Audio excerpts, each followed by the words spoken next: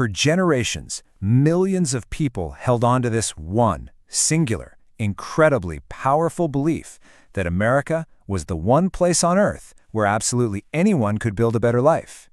In this explainer, we're going to uncover the epic story of how the United States transformed from a young, developing nation into a global symbol of just incredible prosperity. Seriously, how did a dream actually become a reality? Just imagine it for a second. You graduate high school, you secure a stable job, you buy a house in your 20s, raise a family, and then retire comfortably. How did this sequence of events go from a distant, almost impossible aspiration to a widespread reality for everyday people? How exactly did one nation become the ultimate land of opportunity? Because let me tell you, it wasn't just luck. So, to really grasp how this happened, we gotta pin down what the American dream actually means. At its core, it's the belief that anyone can build a better life through hard work. We're talking about a stable job, home ownership, and limitless opportunities for the next generation. Millions arrived on these shores with literally nothing but this exact belief, fully trusting that if they just put their heads down and followed the rules, this dream would become their family's reality. Let's dive right into part one, the birth of opportunity. Let's look at the literal, physical foundation of the country. Before a single brick was laid for a factory, America possessed these massive, almost unfair geographic superpowers. We're talking vast, untapped natural resources, millions of acres of prime, fertile farmland, an intricate network of navigatable rivers, perfectly positioned between two major oceans. This unique geography made expanding inward seamless, and global trade incredibly easy. But, this raises a pretty massive question, because natural resources alone, they don't just automatically create wealth. Look around the globe. Plenty of nations have abundant resources, yet they remain impoverished. Just having good farmland wasn't enough to build the wealthiest nation in history. There had to be a catalyst, something big. Which brings us to part two, the industrial innovation engine. Just look at the timeline of this shift. It's wild. Back in the early 19th century, the economy was pretty much entirely agricultural. But flash forward to the mid-19th century and boom, railroads are suddenly connecting these totally isolated regions. Steel production absolutely explodes. And by the late 19th century, mass manufacturing totally transformed major cities. Millions of workers literally packed up and left their farms for these urban centers, drastically increasing national productivity, plummeting costs, and crucially, raising incomes. But here's the thing, America wasn't just building stuff, they were inventing the future. Think about the breakthroughs from this era. Electricity is suddenly powering entire cities. The telephone is connecting people instantly, airplanes are shrinking the globe, and automobiles completely revolutionized how humans move. These weren't just cool new tools, they were massive new engines of commerce that created entirely new markets and skyrocketed wages for millions. Moving right along to part three, education and entrepreneurship. Now, what's really fascinating here is the stark contrast with the rest of the world. In a lot of old world societies, your opportunity in life depended entirely on this locked treasure chest of your family background, your class, or your lineage. But the American system basically shattered that lock. Here, opportunity depended on individual entrepreneurship and taking financial risks. That culture of starting small businesses and tiny garages and workshops, it became the absolute backbone of local communities across the country. Of course, to fuel all those new businesses, you need sharp, skilled minds. So the country saw this massive expansion of public schools and universities, basically turning them into giant engines of research. Education became the single most reliable pathway to the middle class. Combine that with millions of diverse immigrants bringing unmatched determination and brand new skills, and you end up with a human capital advantage that completely crushed global competition. Which sets the stage perfectly for part four, the post-war economic boom. Now, you really have to look at the landscape right after World War II to understand what happens next. Europe and Asia suffered devastating, tragic destruction. Their cities and factories were completely leveled. But the United States? It emerged with its industrial capacity totally intact. These enormous factories that had spent years building tanks and planes, they just seamlessly pivoted. Practically overnight, they started churning out cars, televisions, and household appliances. And global demand absolutely exploded. And this right here is what created the middle-class explosion. Millions of returning veterans utilized government programs to go to school and buy homes. Suburbs expanded at a breakneck pace. For the first time in history, ordinary families could realistically own a house, maybe even 2 cars, all on a single income. These were stable manufacturing jobs that provided pensions, healthcare, and real security. People were watching in real time as their families accumulated generational wealth. Bringing us to our final piece of the puzzle, Part 5, the economic superpower. Check out this beautiful, self-reinforcing engine of prosperity. It's like a giant flywheel. Step 1, workers earn more income. Step 2, feeling financially secure, they go out and spend heavily. Step 3, businesses have to expand rapidly just to meet all this massive demand. Step 4, those employers hire even more workers, which feeds right back into Step 1. This incredible cycle was supercharged by local banks offering accessible mortgages and a booming stock market that was quietly growing ordinary retirement funds. I mean, the sheer momentum of this era, it really can't be overstated. We're talking about decades of practically uninterrupted growth that definitively established America as the world's leading economic superpower. It was the ultimate triumph, really, taking those early geographic advantages and combining them with relentless innovation, hard work, and just this unyielding entrepreneurial spirit to build the strongest, most dynamic economy in human history.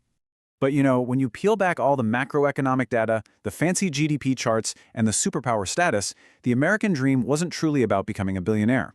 As the quote perfectly captures, for most families, it meant something much simpler: owning a home, raising children in a safe neighborhood, and believing each generation would enjoy a better life. That core, simple belief is what provided the security, the hope, and the promise of a better tomorrow. For decades, this whole system just worked beautifully. Millions genuinely believed this roaring engine of a dream would literally last forever. But beneath the surface of this remarkable success story, some hidden challenges were quietly starting to bubble up. The very same forces that created this unprecedented wealth would eventually shift, preparing to reshape the American dream entirely. So, what exactly were those challenges? Well, we're going to dive into all of that in Part 2. You know the promise, right? For generations, the American dream was this rock-solid guarantee that if you just put your head down and worked hard, you could build a better life. But lately, why does it feel like that dream is just slipping through our fingers? In this explainer, we're unpacking a really profound mystery: why success looks so fundamentally different today. I mean, you can literally see the struggle everywhere, on busy city streets, in ridiculously expensive grocery aisles, and right across the dinner tables of everyday families. Let's dive in and figure out what's really going on. Chapter 1. The Dream versus Reality.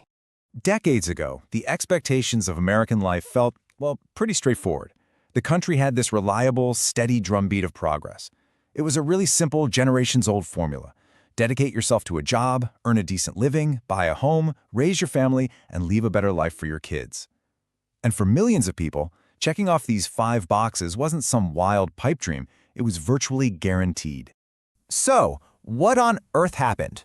Because if you ask young adults today about, say, buying a home or retiring comfortably, they'll tell you it feels almost impossible. Did people just suddenly stop working hard? No, absolutely not. The reality is far more complex, and it all starts with a massive, seismic shift in our economic environment. Chapter 2. The Rising Cost of Living. Okay, this is the first major piece of our economic puzzle. Back in the day, a single, full-time income was usually enough to comfortably support an entire family. Today, that math has completely broken down.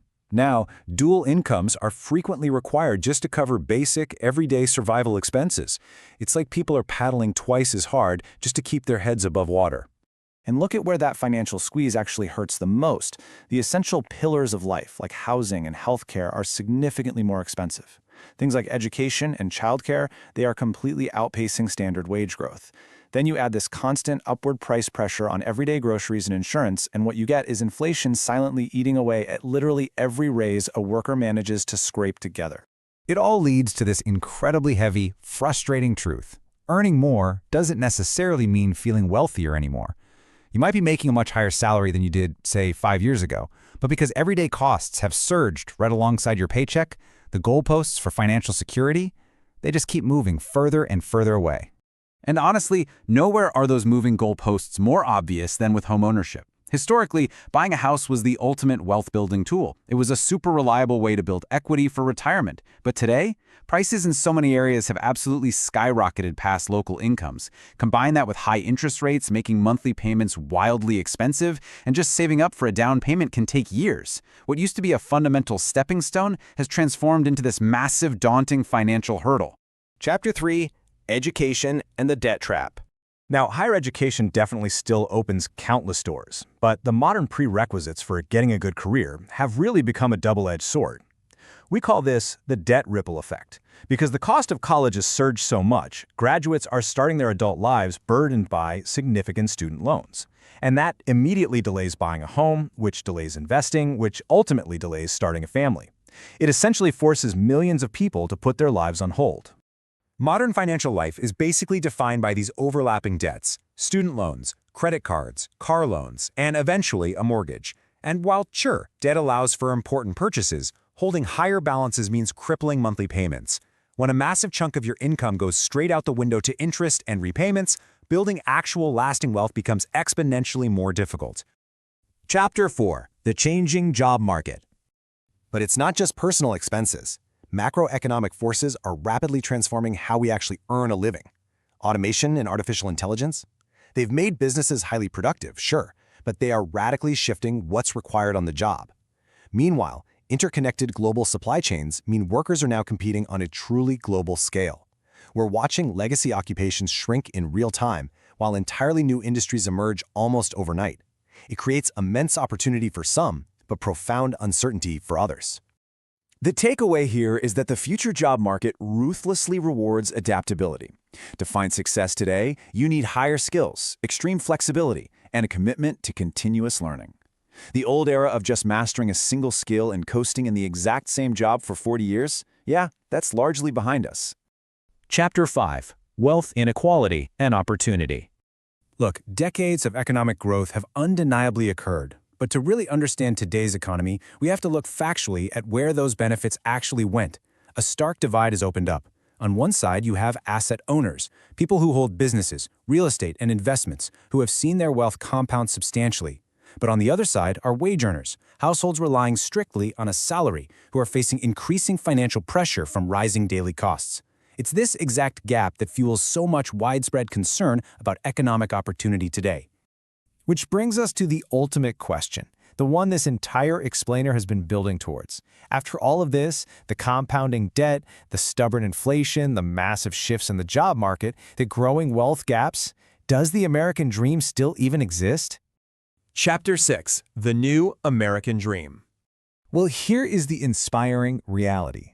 Millions of people are still achieving financial independence today. As the saying goes, the dream itself hasn't vanished. The rules have changed. The game isn't over, guys. It just requires a totally new strategy. You see, every generation faces its own unique economic realities, and the opportunities we have today are simply different from those of the past. To successfully navigate today's economy, you need a modern toolkit. Digital technology proficiency and financial literacy, those are completely non-negotiable now. Strategic investing and entrepreneurship are more vital than ever before. But above all else, you need extreme adaptability and a serious commitment to continuous education. These are the skills that today's economy actually rewards. Ultimately, it really comes down to building multiple streams of income over a lifetime. For previous generations, success meant finding one stable job, settling down, and staying put. Today, dynamic income streams are your new safety net. Embracing technological change and constantly learning new skills isn't just some nice competitive advantage anymore. It is an absolute necessity. The American dream hasn't vanished, but the path to achieving it? It looks very, very different than it did a generation ago. It's time for us to stop yearning for the simplicity of the past and start discovering exactly what opportunity looks like today. The future will belong to those who can adapt, learn, and create the next era of prosperity.